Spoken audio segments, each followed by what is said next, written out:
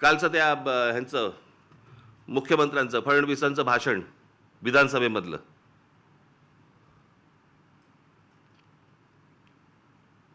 ते काय ते कुठला मिसिंग लिंक वरती म्हणे ते काय ते काय कोसळला, खांब कोसळला आणि पाणी सगळीकडनं येतंय, त्याचं म्हणे राजकारण करू नका. अरे वा, त्याच्यावर बोललं की राजकारण. मग इतकी वर्ष आपण काय करत होतात? दुसऱ्यांच्या सरकार जेव्हा होती दुसऱ्यांची, त्यावेळेला तुम्ही काय करत होतात? त्यावेळेला जी आंदोलनं झाली ते राजकारण नव्हतं. स्वतःच्या अंगाशी आल्यावरती ते राजकारण, विरोधकांचं राजकारण, असं कसं होईल? आणि काय म्हणतायत म्हणे, एक वेळ मला बोला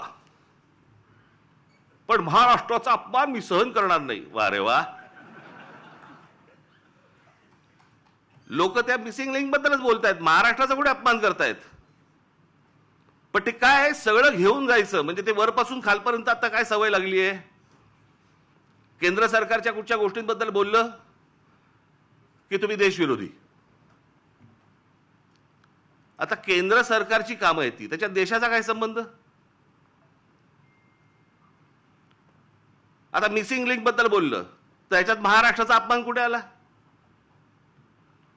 लोकांनी प्रश्नही नाही विचारायचे. काय झालंय ते, इतके दिवस जे मोबाईल फोनवरनं विरोधकांना जे करत होते ना, शिव्या घाल, वाटेल ते बोल, हे जे सगळे त्यांच्या ठेवलेल्या टीम्स आहेत ना, हे जे सगळं सुरू होतं ना, ते आता अंगलट आलंय.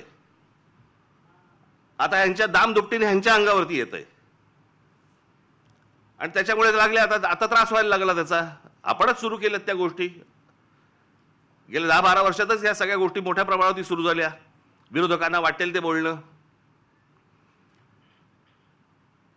विरोधकांना शिव्या घालणं, वाईट साईट लिहिणं, सगळ्या गोष्टी ज्या सुरू झाल्या हे तुम्ही बसवलेल्या टीमकडनं सुरू झाल्या. आता तुमच्या अंगावरती येत आहे ते सगळं, आणि तुमच्या अंगावरती येत आहे म्हणून लगेच महाराष्ट्राचा अपमान. ह्याच्यात कसला आला महाराष्ट्राचा अपमान?